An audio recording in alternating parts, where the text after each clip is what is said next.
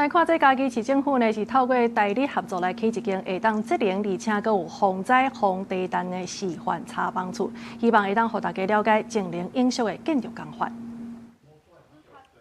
伫泡沫技术会房间内底、小界内底设计理念甲工法，这间代理合作做伙起的查厝，为建材成本甲节损工法，都有结合节能的理念，透过南华大学教授详细说明，互社会对查厝有新的看法。说一般对木构建筑它会有哪些缺点呢？比如说可能是潮湿啊，或是说在防腐啊，或者说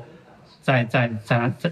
耐火的部分啊，然后就是有针对这些部分有提出相对的工法去做一些解决。木造住宅过去大家都有很多对它很负面的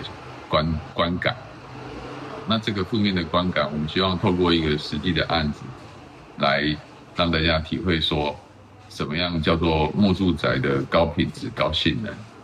而且我们要控制它的预算是在大家可以接受、合理的范围。因为较早阿里山林业的发展带动家己市的查厝文化，市内到呾阁有6000多间的查厝，过去较侪拢是用整修的方式来活法，时间长，成本嘛悬。市政府甲南华大学合作，为日本引进起查厝的工法甲观念。以前电当一定拢是寡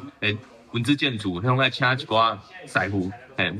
木造师傅用一寡以前的骨料啊，用顺家的方式起。